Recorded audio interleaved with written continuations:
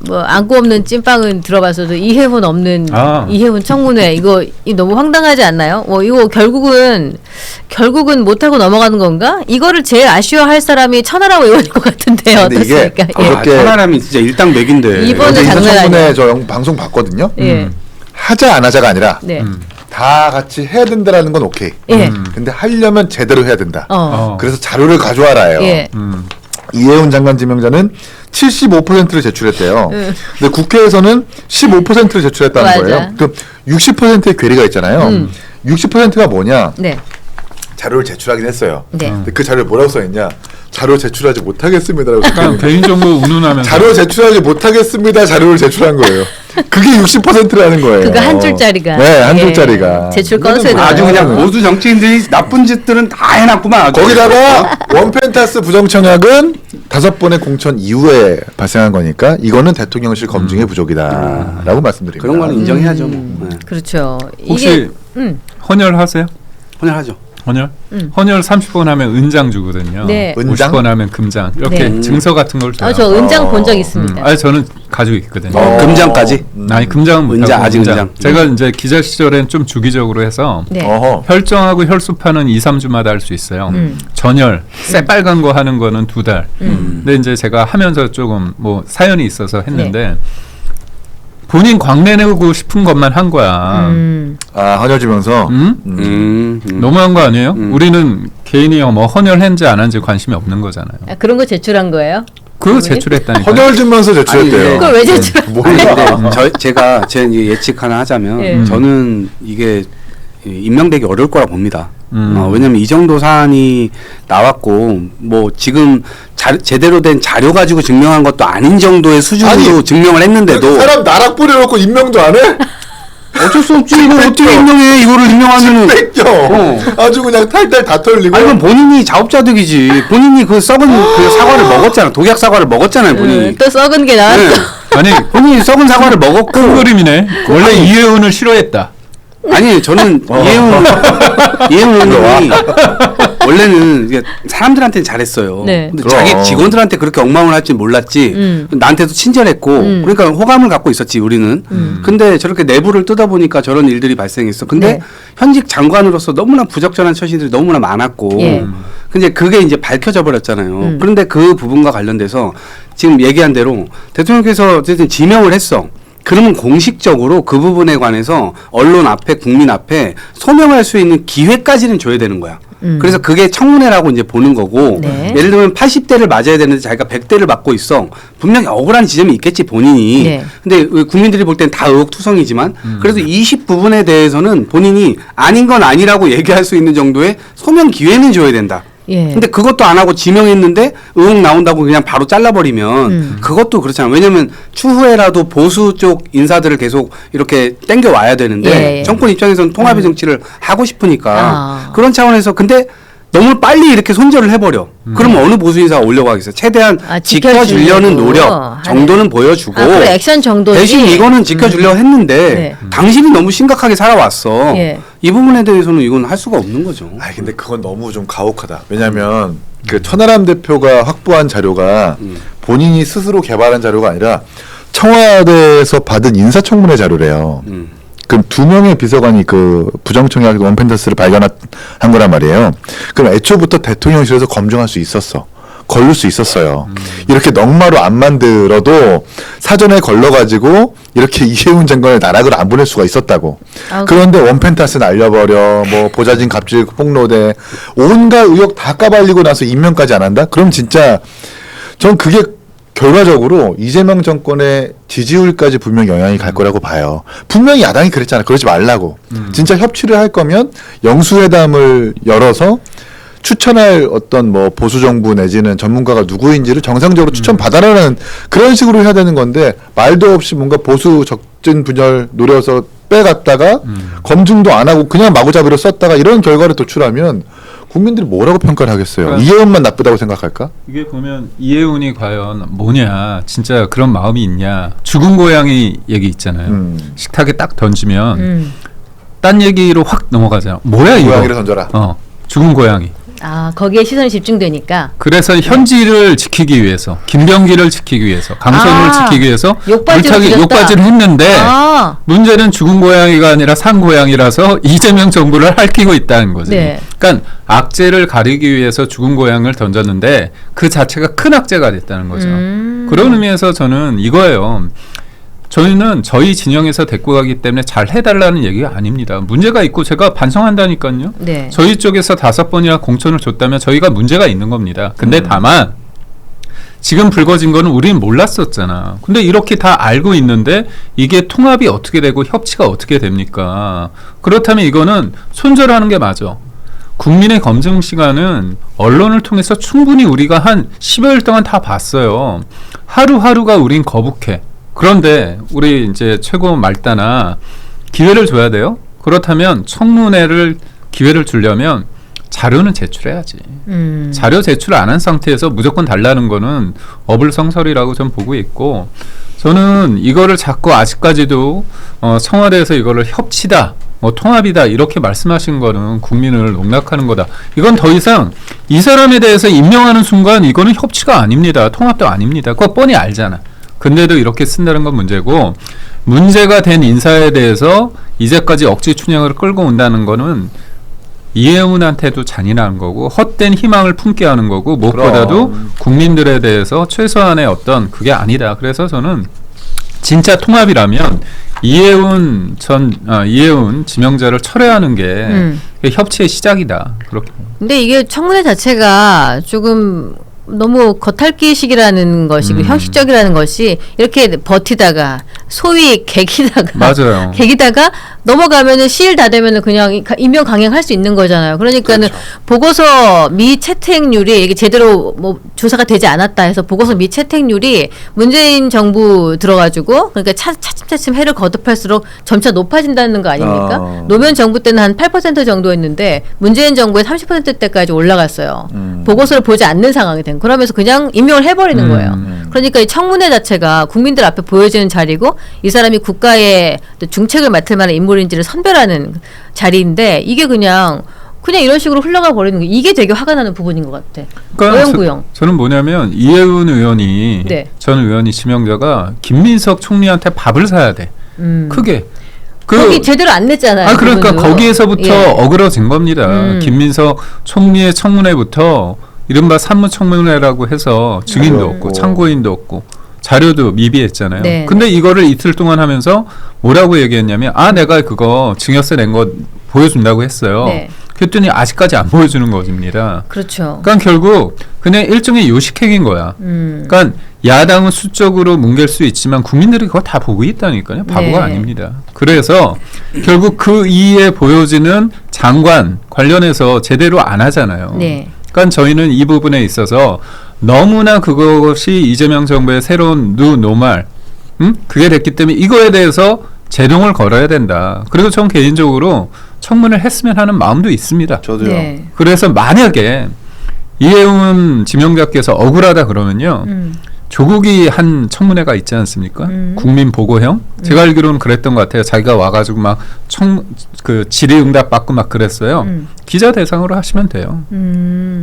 자, 그러면은 인사청문회 뭐 했으면 좋겠다는 의견이신 거죠? 저는 해야죠. 해야 되는 청문이라고 하는 게 어차피 듣는 것이고 요식행위가 아니에요.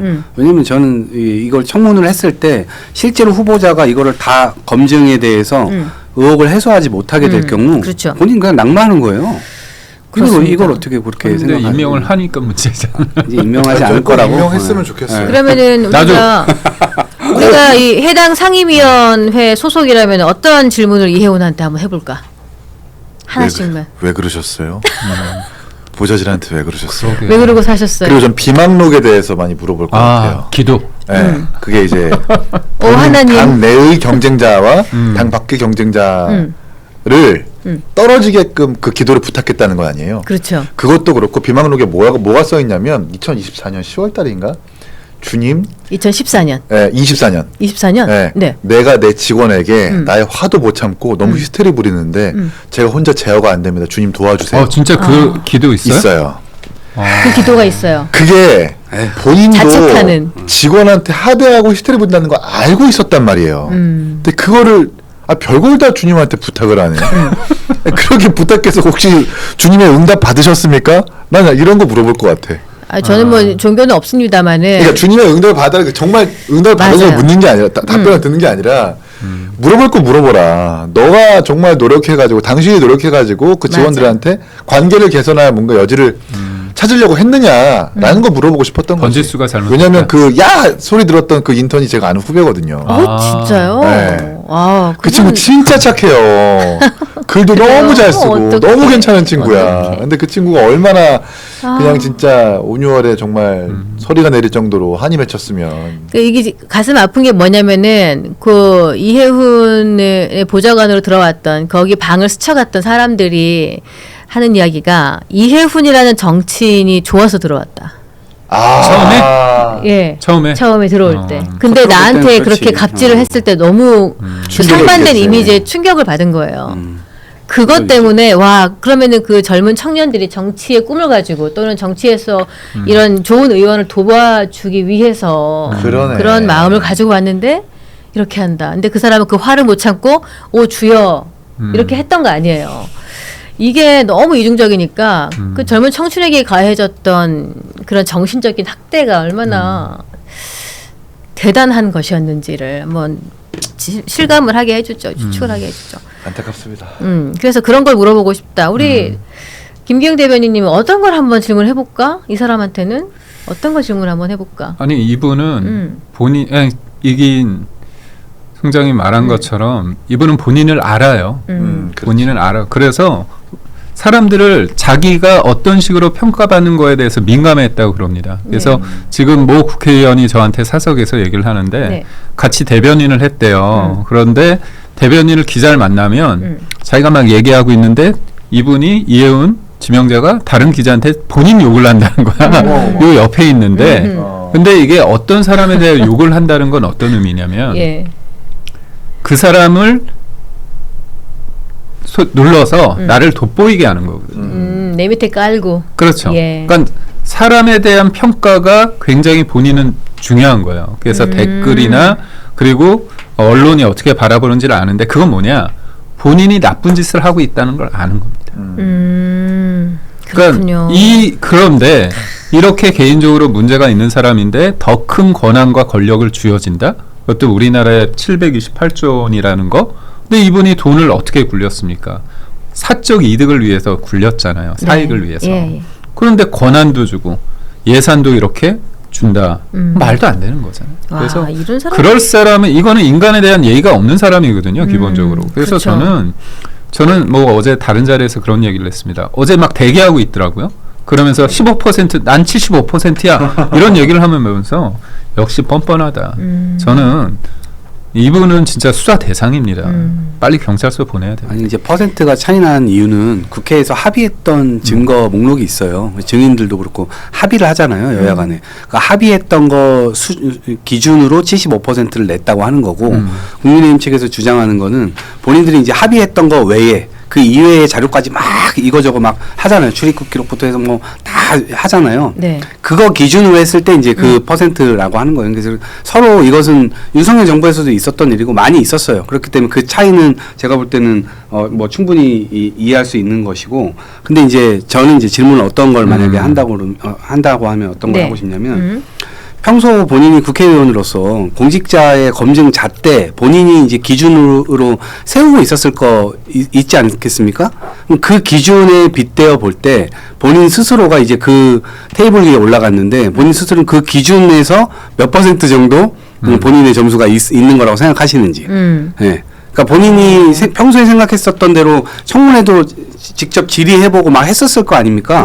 근데 그런 거에 본인이 얼마나 부합하는지 점수를 매긴다면 본인 몇 점일 것 같냐? 스스로. 제가 볼 때는 100점이라고 얘기하지 못할 거예요. 99라고 얘기할 것 같아. 그래서 저는 이게 국회의원들이라고 하는 게 어쨌든 장관이 될 가능성이 높은 사람들인데 실제로 본인이 남들을 검증할 때만큼 본인 스스로의 삶도 그렇게 좀 돌아보면서 살아야 나중에 장관 장관 될 때 이게 도움이 될 거 아닙니까? 네. 본인이 그렇게 안 사는데 남들한테 그렇게 적용한다는 건 물론 본인이 장관 안 될 마음이 있다면 뭐 또 그거대로 참작 가능하겠지만 이렇게 해서는 안 된다 봅니다. 네.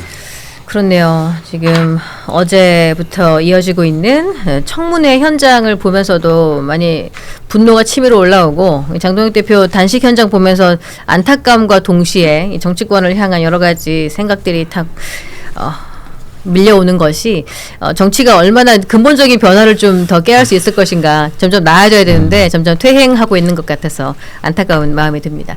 자, 좋습니다. 다음 안건으로 한번 넘어가 보도록 하겠습니다. 이해훈 이 사람이 공직자로서의 어떤 자질이 있는지 국민 여러분들께서는 와 뭐 이런 사람이 다 있나 생각하셨겠지만은 이걸 또 검증을 해야 된다 그러니까 그런데 검증이 자꾸 불발되면서 오히려 이해훈에게 부담을 덜어주는 것이 아니냐 이해훈이 그 검증장에 나와가지고 자기가 소리 지른 그거를 직접 들어야 된다. 그래야 된다. 국민들만 듣고 계셨으면 너무 당황스럽고 화가 나는 일 아니겠습니까? 근데 이게 이 대통령이 이렇게 말했어요. 이해훈 후보자를 어렵게 모신 만큼 인사청문회는 필요하다 생각합니다. 라고 했습니다. 과연 이제 이 대통령의 선택만 남는 길로 가느냐? 우리 청문회 앞으로 어떻게 될까? 의견 주십시오. 저는요. 국민의힘이 극반전을 했으면 좋겠어요. 제발 임명해달라. 제발 임명해달라. 네. 저는 이게 이해훈 후보자가 임명되면 이재명 정부의 최대 폭탄이 될 거예요.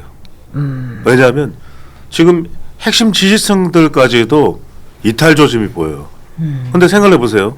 우리 김정철 변호사도 계시고 우리 정광재 대변인도 정치하는 분들이니까 강선우 만약에 임명했다면 어떤 일이 벌어졌을까요? 여성가족부 장관으로 지금 활동하고 있는데 이번에 그 공천 언급이 터졌다. 김병기 원내대표가 뭔가 다른 꿈을 꾸고 있는데 이런 게 터졌다. 이해훈 후보자가 또 뭐가 있을지 몰라요. 저는 그래서 오히려 국민의힘이 지금 극반전 임이자 금융권에 계시는 분은 아니에요. 임이자입니다. 임이자 위원장. 네네네. 예. 재경위원장. 네, 예, 그렇죠. 재경위원장 또 이자니까요. 네. 근데 이제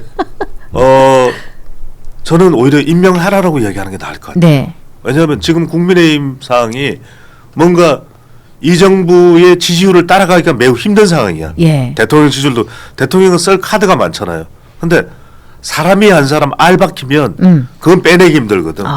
대통령이 제일 힘들 때가 인사가 망조가 들었을 때는 지지율이 급락을 합니다. 예. 기억하실 거예요. 2019년에 조국 임명했다가 대통령 지지율이 맞습니다. 30%대까지 내려갑니다. 그 높던 문재인 지지율이 제가 조국입니다. 저는 억수로 잘할 겁니다. 난리가 났죠. 근데 그것처럼 저는 아예 이해훈 후보자를 임명을 하라. 예. 제발 부탁합니다. 우리 국민의힘에서 다 찬성해 드릴게요. 다 임명하십시오. 그러고 나서 지금 우리 천하람 이 원내대표가 또 많은 천하람이고요. 우리 준석 대표 잘 갔고요. 네, 정광재 많이 먹었네요. 이제 그래서 천하람 원내대표가 또 비망록을 가지고 있잖아요. 예. 임명하고 난 뒤에 까는 이걸 거야? 한 페이지씩 까는 거예요. 그럼 어떻게 되겠습니까? 이건 대통령은 미쳐버리는 거죠. 그것도 기획예산처 장관. 그렇죠.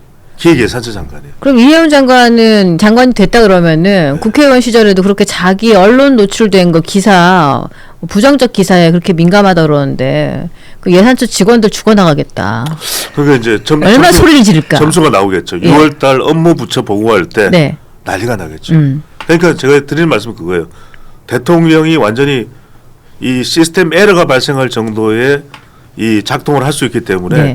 그냥 해라 제발 플리즈 예. 제발 임명해라. 저는 극반전을 이루어야 되지 않나 싶은 생각이 듭니다. 저도 뭐 사실 국민의힘이 왜 보이콧했는지 조금 의아합니다. 물론 뭐 재경위원회 의원들의 고심 뭐 없는 바 아니겠지만 어쨌든 우리 편으로 넘어온 공을 저쪽에 전달해 줘야 돼요. 네. 그러면 이 청문 보고서를 채택하지 않더라도 물론 뭐 민주당 단독으로 채택할 수도 있습니다. 다수니까. 네. 하여튼 청문회를 통해서 이재명 대통령이 임명을 하든 임명하지 않든 정치적 결론을 내릴 거 아닙니까? 그런데 두 개 다 모두 이재명 대통령의 유리한 결론은 아니에요. 임명하면 임명하는 대로 임명을 철회하면 철회하는 대로 이재명 대통령에게 불리하게 작용할 것 같거든요. 네. 근데 지금 왜 이런 식으로 진행했는지 좀 쉽게 이해하기 어렵고 이재명 대통령은 만약에 청문회가 정상적으로 진행됐다라고 하면 네. 임명하지 않았을 것 같아요.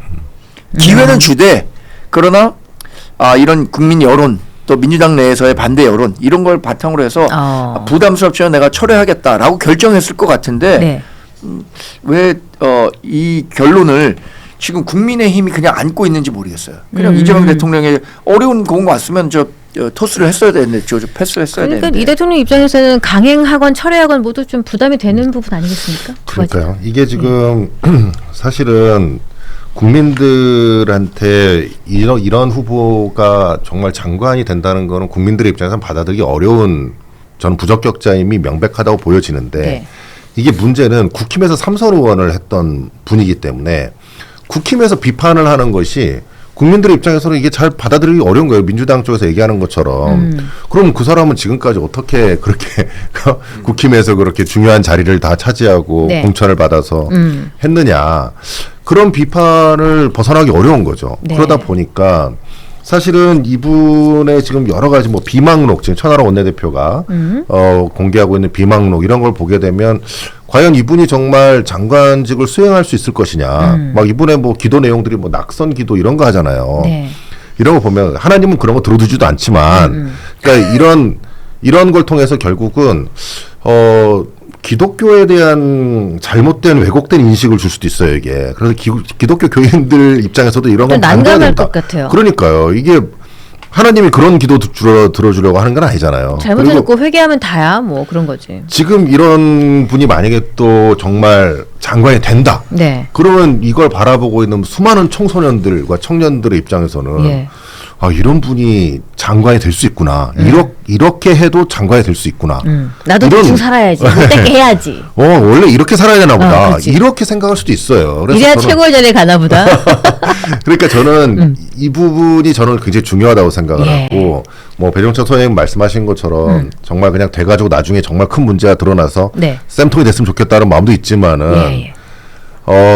메시지가 전달되는 그러니까 청년층이나 지금 청소년들이 이거를 바라볼 때 얼마나 그 상실감이 생길 수 있잖아요. 네, 그렇죠. 지금 또 뭐 원펜타스 문제도 정말 이건 전 심각하다고 생각을 하고요. 그런 측면에서 반드시 후보 자리에서 사퇴해야 된다. 저는 이런 말씀 드리고 싶은 게 네. 국민의힘에서 극반전해서 제발 임명하십시오라고 이야기하잖아요. 그러면 이제 민주당이 오히려 태도를 바꿀 거예요. 아유 지금 이건 아닐 것 같은데 대통령도 대통령실에서도 청와대에서도 그런 이야기 나오고 제발 임명해 주십시오 그러면은 그건 아니고 내용 보니까 힘들 것 같아요. 이렇게 정반대로 나요. 우리 그렇잖아요. 애들 보고 하라 그러면 안 해. 오히려 하지 말라면 제발 하지. 나가 네 하고 싶은 대로 해. 그러니까 아까 한동훈 전 대표에게 가라 그러니까 지금 고민하고 아니 그거는 가야 돼. 그건 다른 이야기. 거기 가지 말라 해야 간다는 거죠. 그럼 왜 거기다 갖다 대? 그건 다른 이야기죠. 지금 한동훈 전 대표 제가 이 말씀 드릴게요. 한동훈 전 대표가 가는 건 네. 장동혁을 위해서 가는 게 아니에요. 맞아요. 한동훈을 위해서 가는 거예요. 한동훈을 위해서. 그럼요. 그런 거죠. 한동훈을 위해서 가는 거예요. 맞아요. 저는 근데 이혜훈 후보자에 대해서 이런 말씀 드려요. 아니 본인이 정의로운 사회를 만들기 위해서 정치하겠다라고 했어요. 근데 우리가 흔히 생각하는 정의로운 사회를 뭐 소설책이든 영화든 어떻습니까? 인과응보와 사필 규정이 돼야 정의로운 사회거든요. 그런데 이렇게 아랫사람에게 뭐 소리 지르고 편법, 불법적인 요인 통해 갖고 로또 아파트 청약하고 네. 이런 사람이 부와 명예를 동시에 다 얻어서 그 영화가 끝난다고 한다면 그 관객이 영화 보겠습니까? 열받아 갖고 화딱지가 나가지고 욕을 욕을 안 하겠지. 보죠. 인과응보 사필 규정이라는 측면에서 이혜훈 후보자는 낙마해야 돼요. 예. 그리고 원펜타스도 꼭 저거 뱉어내야 돼요. 그럼 그게 사필 규정이에요. 10%부터 계약금도 네. 물어내야 돼. 계약금은 떼이게 된다 그러더라고 그거. 왜냐하면은 그렇죠. 중도금하고 냈었던 거는 돌려받는데 네. 계약금은 계약 당시에 그 취소 사유가 일방에게 존재하기 맞아요. 때문에 계약금은 돌려받을 수 없다 그러더라고요. 그게 분양가가 이게 사필 규정이고 36억이니까. 인과응보지 계약금이 한 3억 6천이나 그러니까 뭐한 5억 거야. 되겠죠. 맞아요. 그 이분이 지금 최근에 언론에 나오면서 한 말이 기가 차는 거예요. 의혹이 사실은 아니잖아요. 막 이렇게 얘기하는 거예요. 뭐 이거 뭐 성대모사 대회예요 오늘? 그 낭창한 목소리로 배워야겠네. 의혹이 사실은 아니 이게 너무 화가 나는 건데 이분을 그냥 스스로 낙마를 할 생각이 없으면 스스로 사퇴할 생각이 없으면 없어요. 사회적인 여론 자체가 이 사람의 그동안의 잘못을 스스로 돌아볼 수 있는 계기를 반드시 한번 만들어주고 싶다는 생각이 드네요. 우리 최고의 또 경민정 앵커께서 제가 오늘 방송이 잘 되는 이유가 6% 먹어서 그런 것 같아요. 한 봉지 더 드릴까? 또 드셨어요? 점심 먹어야 돼요. 이 정재변이 한 개 더 주세요. 네. 다 드셨네? 저도 다 먹었습니다. 일단 내가 하나 더 가져갈게요. 근데 이 말씀 6% 힘이 나죠. 뭔고 네. 정말 이 징기스칸 네. 징기스칸 말은 타기 어려울 것 같은데. 말이 죽죠. 할 말이 없어요. 네. 근데 중요한 거는 뭐냐면 이거죠. 지금 진짜 잘못됐어. 우리 김정철 변호사는 아까 광고의 그 사진 말고는 다른 책 잡을 게 없어요. 근데 오늘 또 호탕하고 당당하시잖아요. 근데 네. 김경시 의원 그 소환 조사 받을 때 태도 봤습니까? 그리고 강선우 의원 소환 조사 때 태도 봤습니까? 그렇게 공천원금 이야기 나오고 보좌관 갑질도 있었던 사람이 저는 원칙을 정해서 삶을 살아왔습니다. 뭐죠 이게? 그러니까 공천할 때는 이게 1억씩 받아야 된다는 원칙이었나 봐요. 정말 정치인들이 낯짝이 두꺼운 거예요. 그래서 누군가 저한테 물어보더라고요. 아 배추도사 정치인들은 피부 껍질이 달라요? 그런 걸 물어보는 사람도 있어요. 진짜로. 낯짝이 두껍다고? 얼마나 황당했으면 말이 예. 돼요. 그러니까 지금 똑같아요. 이혜훈 후보자, 강선우, 김경 태도 보세요. 아나무인. 그러니까 저는 자칫 잘못하면 이게 우리 정치권의 뉴 노멀처럼 돼버린 거. 차라리 네. 아무리 죄를 지어도 당당하게 자기 딱 꽃단장하고 나가서 이게 말이 안 되죠. 지금 우리가 대화하고 있는 가운데 동조 단식하던 김재원 네. 최고위원이 단식을 3일 만에 중단했다는 속보가 떴습니다. 아, 왜죠? 힘들겠지. 배고픈 거야. 아니 근데 그 전에 4일을 먼저 한 분도 지금 하고 계신데? 그런데 아마 이 정도로 고통스럽다는 거예요. 예. 그리고 이런 것도 있을 것 같아요. 스포트라이트가 자기한테 안 오거든. 그래 할 맛이 안 나지 않을까? 그런 그 하는 입장에서도 책임감의 정도도 좀 다르겠죠. 예, 다르겠죠. 저는 강선우 의원이 어제 저는 원칙이 있고 그 원칙을 지키는 삶을 살아왔다라고 얘기했는데 나는 받으면 받은 만큼은 해준다. 이게 원칙인 것 같아요. 근데 1억 받았으니까 받은 내 만큼 1억 받은 해주는 만큼은 준다. 응?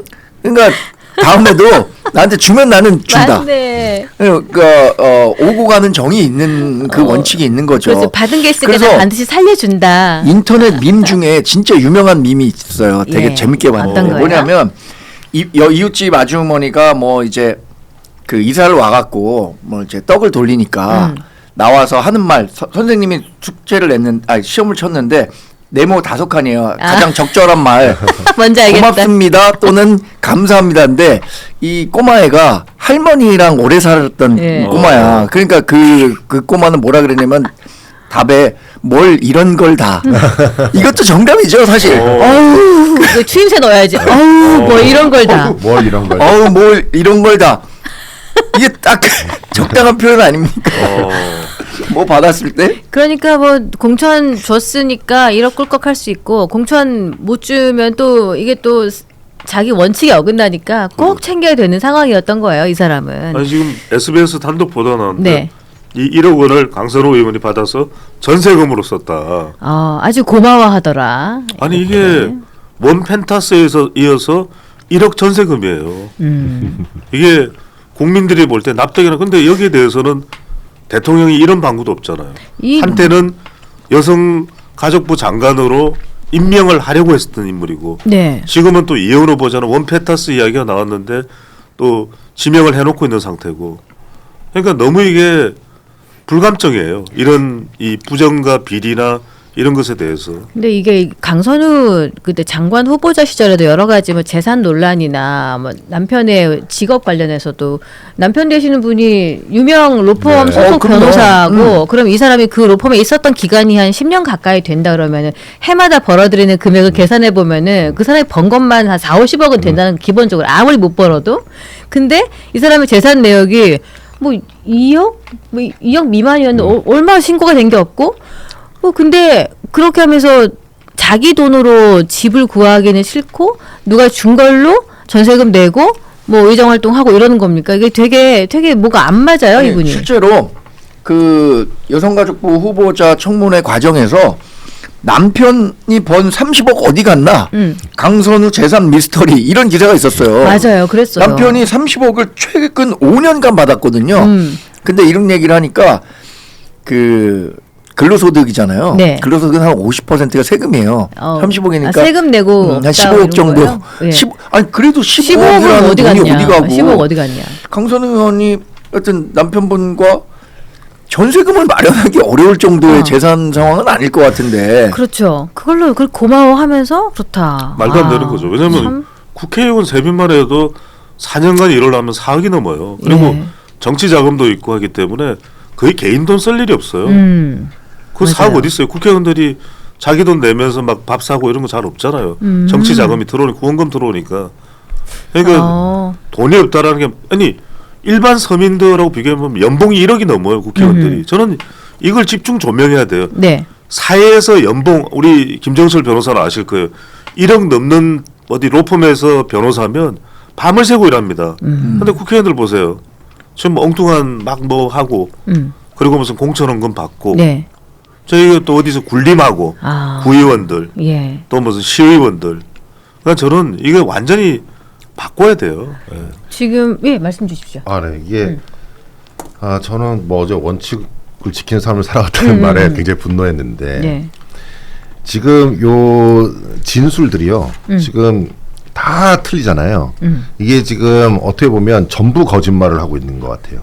전부. 저는 김경시 의원도 일부 팩트와 일부 거짓말을 섞어서 지금 얘기를 하고 있는 것으로 보여지고요. 1억 원을 전세금으로 썼다. 그리고 돌려받았다고 했잖아요. 이 돌려받지 않았을 가능성도 굉장히 높아요. 저는 제가 생각하기에는 이미 공천이 됐는데 왜 돌려줬겠어요? 만약에 돌려줬다면 협박을 받지 않고서는 돌려주지 않았을 거라고 생각합니다. 그리고 만약에 전세금으로 썼다 그러면 전세금으로 쓴 내역과 관련돼서는 계좌로 이체를 해야 전세금을 납입하지 현금으로 전세금을 주는 경우는 없잖아요. 그렇죠. 왜냐하면 받는 사람들도 임대인이나 뭐 이런 사람들도 그걸 현금으로 받으면 이거 어떻게 방법이 없습니다. 그리고 자료를 남겨야 되니까 오히려 자료를 남겨야 되고 남기지. 본인들도 나중에 맞아요. 문제가 생기기 때문에 네. 그러면은 결국 이제 경찰이 계좌 압수수색을 저는 했으리라고 보는데 만약 안 했으면은 경찰들 다 직무유기로 다 잡아야 됩니다. 근데 어쨌든 계좌 압수수색을 했을 텐데 그 계좌에서 임대 뭐 전세금으로 썼다 그러면 전세금으로 얼마가 나갔고 그 내용도 다 나올 거 아니에요. 거기에서 정말 1억이 거기에 쓰였는지 이걸 확인해야 되는데 이게 지금 결국은 핑퐁 싸움의 또 중요한 법리적 쟁점 중에 하나는 만약에 이제 그 즉시 반환을 하잖아요. 그러면 김경한테 몰수 추징을 합니다. 그 금액을. 김경한테. 그런데 만약에 이게 몇 개월 뒤에 돌려주잖아요. 그러면 돌려줬더라도 강선우 의원한테 몰수 추징하게 돼 있어요. 법상. 그러니까 지금 이게 즉시 반환했느냐 아니면 나중에 줬느냐에 따라서 누가 추징이 되느냐가 또 달라집니다. 금액에 대한 추징과 벌금이나 이런 부분들이. 지금 그리고 어쨌든 이게 특가법으로 굉장히 중한형을 선고될 상황이어서 지금 우리의 지금 핵심은 경찰이 언제 영장을 청구하느냐 이게 경찰의 진위가 있느냐를 확인할 수 있는 아주 중요한 부분이고요. 죄명의 지금 뇌물죄 부분을 확실하게 적시해가지고 하는지가 지금 불명확해요. 그래서 이 사건은 명백한 뇌물 사건이기 때문에 반드시 구속영장을 청구를 해야 되고 이런 사건들의 특징은 뇌물을 공유한 사람도 구속을 해야 됩니다. 그래야 객관적 진술이 나와요. 만약에 지금 이 상태로 계속 불구속 상태에서 진술을 다 하고 있잖아요. 통상적인 뇌물 사건하고 너무 달라요. 통상적인 뇌물 사건은 반드시 구속을 시킵니다. 왜냐하면 구속을 시키면 이 사람들이 자신들의 어떤 죄척, 자신이 구속되지 않고자 하는 마음 때문에 객관적 진실을 말할 가능성이 높아져요. 근데 이게 불구속 상태에 있으면 계속 비공식적으로 진술을 맞춥니다. 서로 간에. 이거 이렇게 맞추게 되니까 이렇게 되었을 때에 나중에 실체 진실이 정말 왜곡돼서 드러날 수 있어요. 그리고 재단돼 가지고 잘려가지고 드러날 수 있으니까 반드시 관련자들을 구속해야 된다. 특히 보좌관 구속해야 됩니다.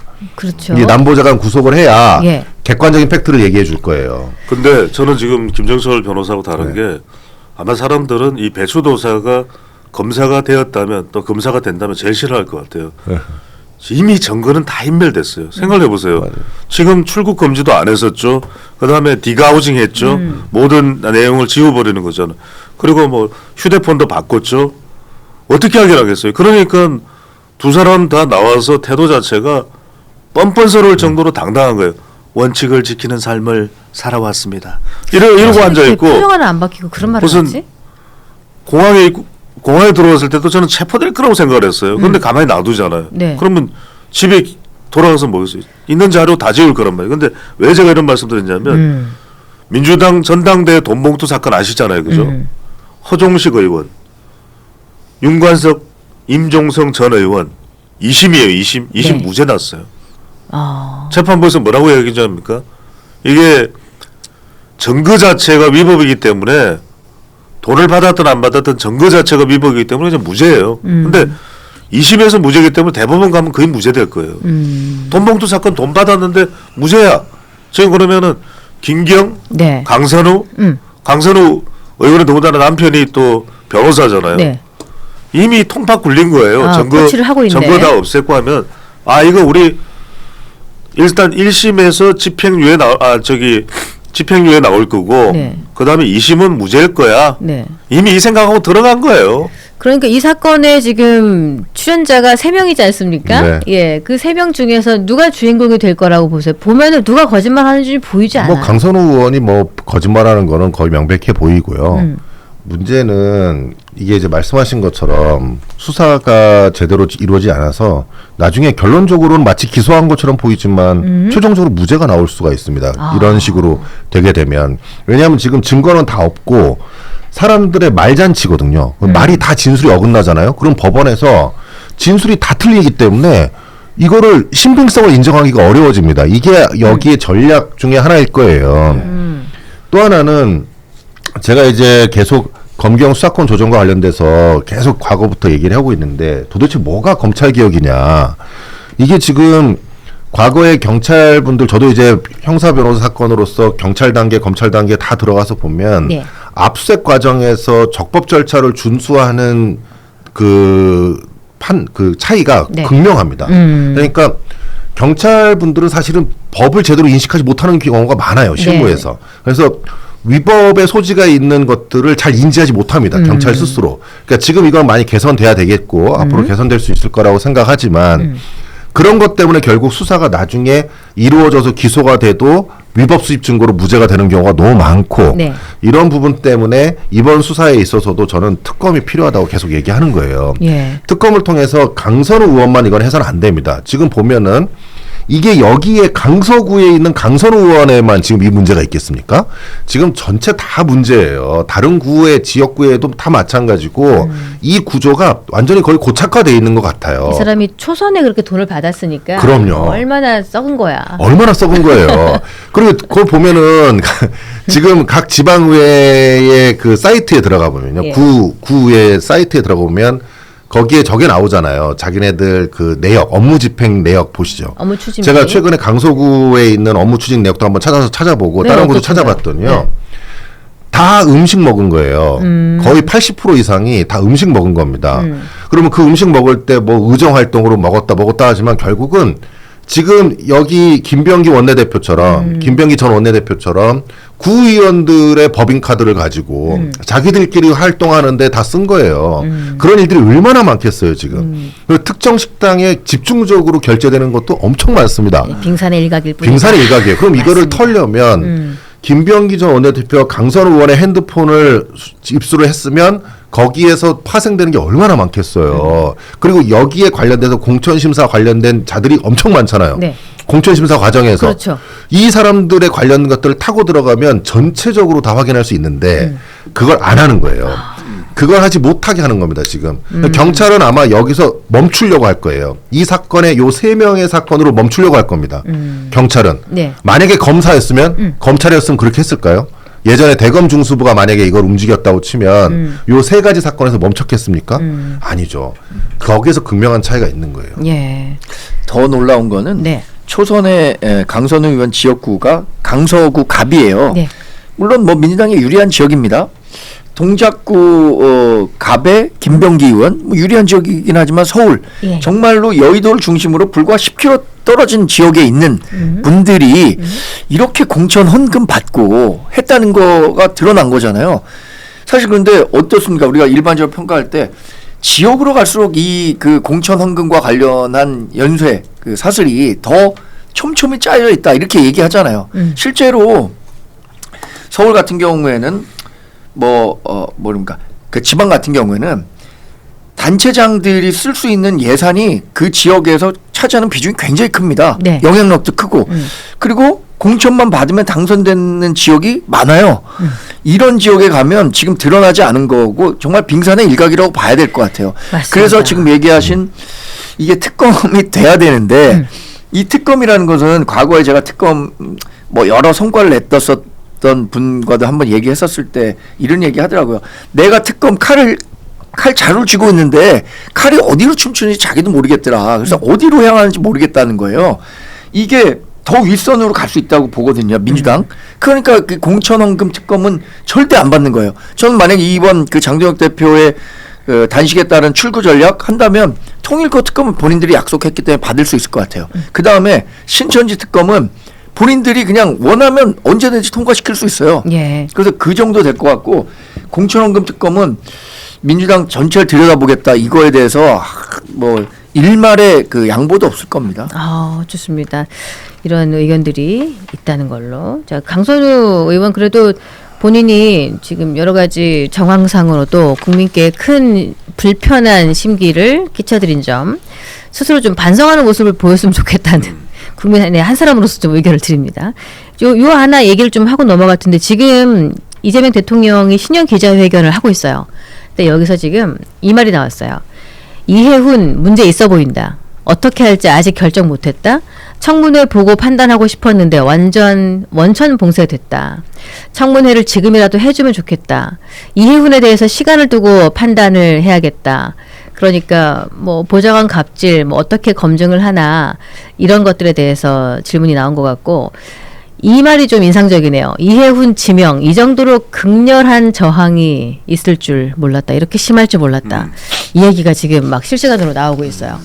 이런 거 좀 어떻게 보세요? 이재명 대통령도 좀 많이 난감한 상태다. 지금 말씀하시는 걸로 봐서는 좀 그렇지 않나 싶은데요. 그렇죠. 지금 보면은 대통령 신년 기자회견에서 가급적 민심을 자극하는 발언을 좀 안 하고 있어요. 예. 그러니까 이혼에 대해서도 민심이 워낙 안 좋은 걸 아는 거죠. 보고를 받을 테니까. 그 다음에 환율과 관련해서도 질문이 나올 수밖에 없으니까 대통령 질문 받고 이렇게 환율 한두 달 뒤면 1,400원 저로 떨어질 것. 그러니까 이건 뭐 미래의 일이니까 네. 그냥 긍정적인 이제 기대치를 올려놓는 거죠. 그 다음에 세금으로 집값 잡기는 자제해야 된다. 보유세는 부당하다라고 이야기를 하고 공급 이야기가 없어요. 그러니까 이것도 답이 안 나오는 이야기잖아요. 북한이 핵무기 포기하겠나 이상만 쫓다가 핵무기 늘어났다. 그러니까 이게 신년 기자회견은 상당히 좀 대통령도 민심의 눈치를 보고 있거든요. 근데 이해훈 후보자 관련해서는 제가 아까 말씀드린 그대로예요. 청문회를 하고 나면은 대통령도 굉장히 임명하기가 힘든 상황이다. 네. 그래서 국민의힘도 청문회를 하면서 제가 아까 말씀드렸잖아요. 극반전 임명해라. 그러면 절대 임명 안 할 거예요. 저는 국민의힘에서 아예 임명하시죠. 그럼 그렇게 원하시면 아예 그냥 이해훈 후보자를 그렇게까지 원하시는데 하시라. 그러면 그때는 저는 안 할 것 같아요. 대통령이. 국민의힘 쪽에서 보기에는 어떠세요? 끝내 어떤 결정을 내릴까? 이재명 대통령이 청문회 보고 네. 임명 철회할 것 같아요. 그러니까 청문회 했었으면 하는 생각이에요. 왜 이거 하면 여하튼 아까 말씀드린 것처럼 공을 이재명 대통령에게 이게 굉장히 어려운 문제거든요. 예. 이훈 후보자와 관련한 건 지금 국민 여론이 충분히 성숙돼 있어요. 이 사람 이대로 가면 안 된다. 예. 그렇기 때문에 이재명 대통령 본인이 자기랑 어떤 개인적으로 친분 관계가 있는 사람도 아니고 네. 국정 운영하는데 도움이 될 것 같지도 않은데 굳이 데리고 가겠다라는 생각 안 할 것 같거든요. 그래서 그 청문회를 끝으로 이재명 대통령이 공을 넘겼으면 이재명 대통령 두 개 다 하여튼 부담스러운 결정이거든요. 네. 임명을 강행하건 철회하건 그럼에도 임명 철회 가능성이 크다고 보는데 그거 하지 않은 점이 뭐 좀 이상하고 저는 이번 기자회견에 이 질문 왜 안 나오는지 모르겠어요. 한학자 통일교 총재 만났냐 안 만났느냐 이거 질문했었어야 되는 거 아니에요? 근데 너무 민감하니까 이거 기자들이 눈치 보고 안 하나?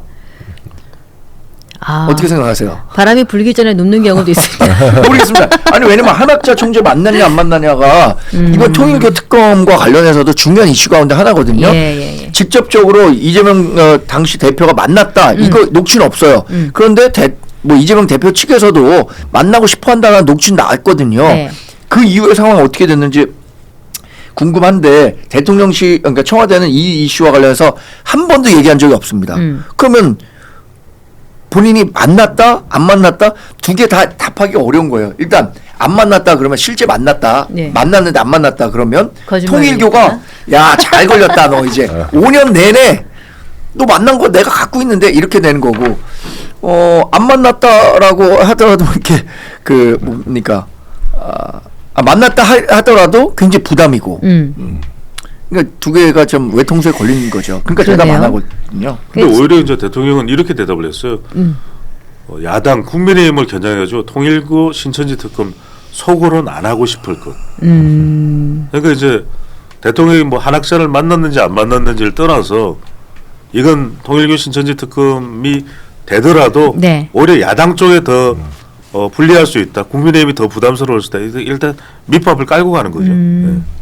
지금 개혁신당 입장에서 보시기에는 우리 이해훈 후보자를 장관 후보자로 지명한 것 이게 약간 뭐 민주당이나 이재명 대통령 차원에서는 정치적인 공격으로 좀 비춰졌던 것도 있잖아요. 네네. 그래서 그거에 대한 역풍 된소리를 맡고 있는 것이 아닌가 이런 생각이 좀 들기도 하는데 어떻게 보세요? 저도 그렇게 생각을 해서 저도 과거에 그런 얘기를 했는데요. 이해훈 후보자 지명을 통해서 어떻게 보면 약간 보수를 분열시키는 네. 일종의 미사일을 쏜 것과 같다 이제 그런 얘기를 한 적이 있었는데 이제 그 미사일을 다시 이제 반대로 예. 역으로 받게 되는 지금 상황이 된 거예요. 네.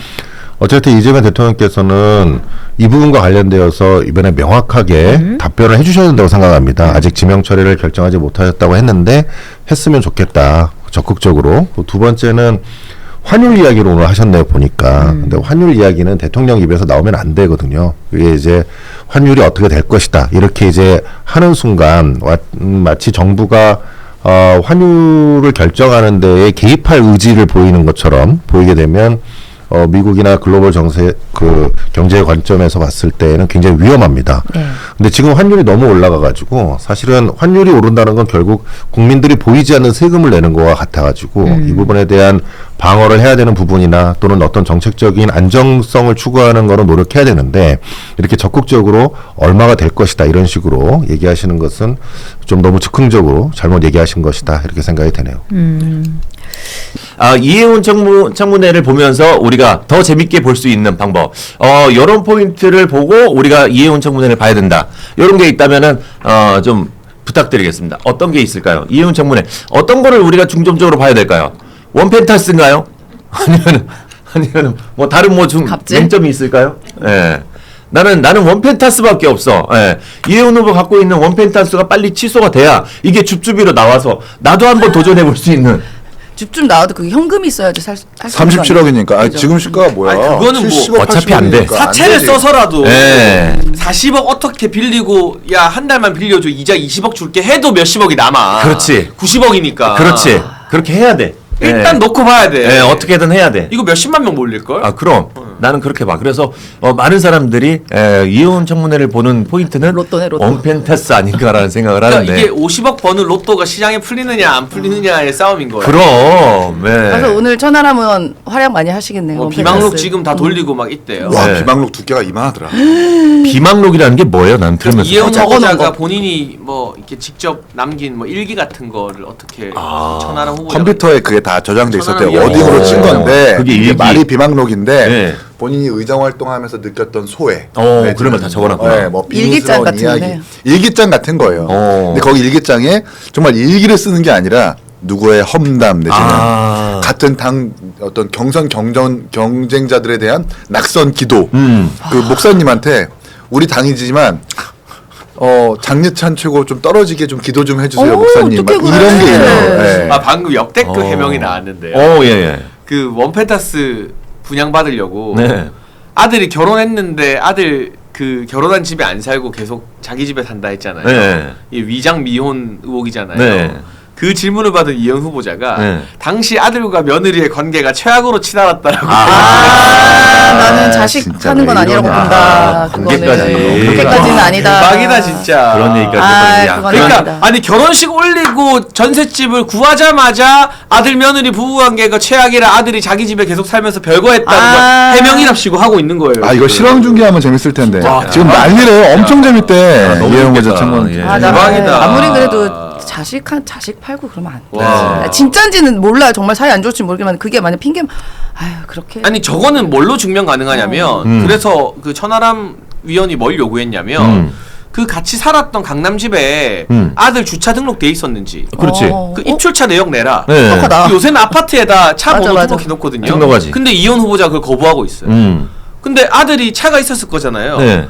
직장인이고 하면 그렇지. 그거 왜 못 내요? 그거 원래 이제 있었는데. 국토부의 부정청약 그 사실 확인하는 그 방식이 카드, 그다음에 의료보험, 그 차량 출입 이런 것들 같이 조사를 해요. 그러니까 청문회에서도 국회 국정감사에서도 국토부 감사는 똑같이 할 수 있는 거거든요. 근데 그걸 좀 거부하고 있는 거예요. 이해원 후보자가. 이미 나와 있는 결론인데. 네. 근데 이제 그거를 궁색하다 좀. 그런 질문이 나올 줄 알고 거기에 질문에 대해서 뭐 이제 빠져나갈 근데 진짜 웃기다. 봐봐요. 또 뭐가 있어요? 혼사 깨질 상황이라 부득이 아니 아들 부부가 사이가 너무 안 좋아서 자기랑 같이 산다고 생각했는데 아들 부부가 사이가 안 좋은데 그 며느리까지 가족 여행을 같이 10일을 갔다 왔대요. 아하. 아들이랑 며느리가 사이가 안 좋은데 다 같이 이제 여행을 갔다 왔다. 10일이나. 아니 네. 그럴 수 있겠지. 사이가 안 좋으니까 사이 사이 붙여주려고. 이거 변명하는 거야 지금? 아니 그냥 변명하는 내가 거야. 왜 변명해? 예. 야 누나가 거의 지금 뭐 비주얼은 청문회 당하고 있는 것 같아. 예. 와 대박이다 진짜. 야 그렇습니다. 예. 어쨌든 지금 전 국민이 보고 있는 아니 그리고 진성준 의원이 도와주려고 예.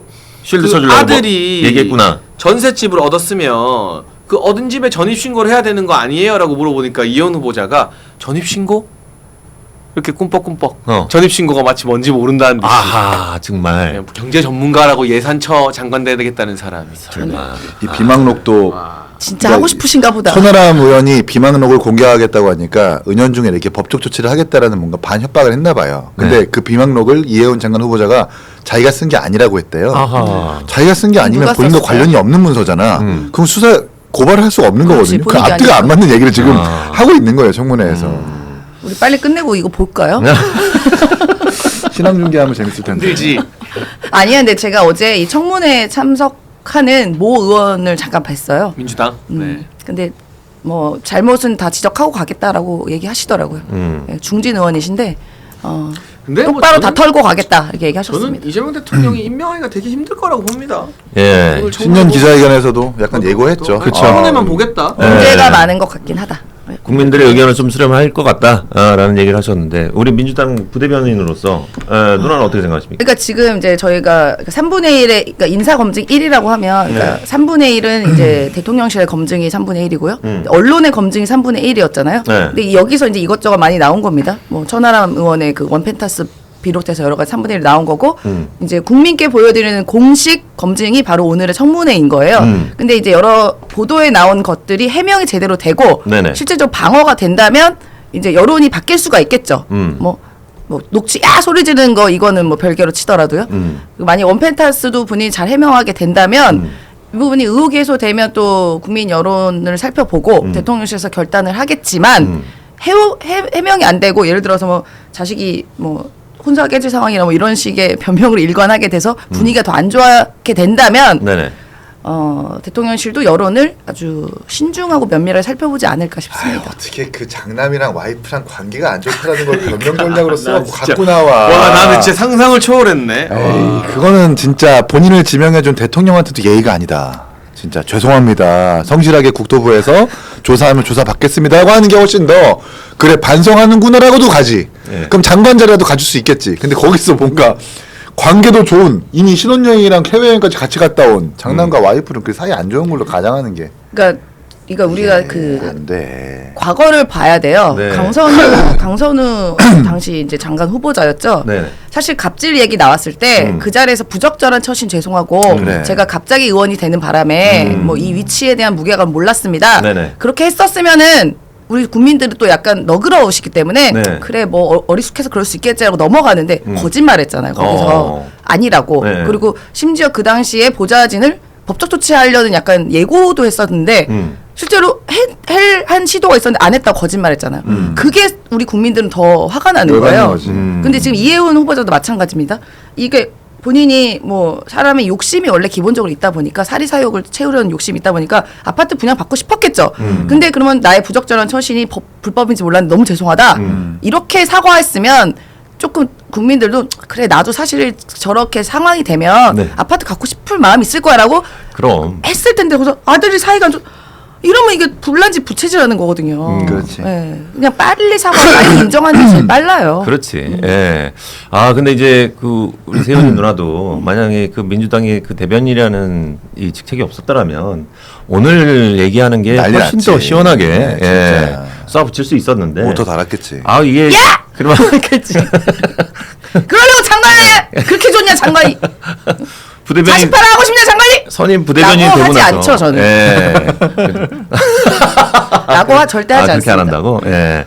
어쨌든 예, 선임 부대변인이 되고 나서 약간 좀 말을 아끼는 우리 누나의 모습이 개인적으로는 살짝 안타깝다라는 생각이 신중해요. 들었습니다. 예. 어쨌든 이혜훈 후보자의 청문회에서 지금 원펜타스 얘기 나올 거고, 예. 그 다음에 또 뭐가 나오죠? 비망록 얘기 갑질 나오나요? 비망록 얘기 나오고. 비망록 얘기 나오고. 영종도 부동산 투기 나오고. 영종도 부동산 투기. 그리고 갑질 이게 지금 나오고. 그 병역 비리 연세대 의혹도 있고요. 병역 비리도 있어요? 자녀들 그 취업 특혜 의혹도 있어요. 연세대 투기. 입학 수시 그것도 있고 다자녀 채용이 없는데 다자녀로 들어갔다고 그리고 잘못된 나왔고. 강남인가 차남이 국책연구기관 두 군데에서는 서류에서 광탈했대요. 예. 근데 세 번째에서 어떻게 지금 대외경제협력연구원에서 근무하고 있거든요. 그 이제 엄마 의원실 인턴 경력으로 이제 들어간 게 있어요. 네. 그러니까 이게 하나하나 사안이 우리 국민들한테 굉장히 예민한 것들이잖아요. 예민한 거죠. 병역, 아, 부동산, 교육. 자녀 교육, 맞아, 그렇지. 취업 예. 다 예민한 거잖아요. 연예인들은 이거 하나만 걸리면 네. 바로 나락이야. 참. 근데 이게 이 부지런히 종합 선물 사르셨네. 세트처럼 종합 나락 세트가 다 한꺼번에 있는 거 아니야 지금 이혜훈 후보는. 일단 해명을 들어봅시다. 예. 해명이 왜 참. 웃어? 예. 누나 오늘 고생해서.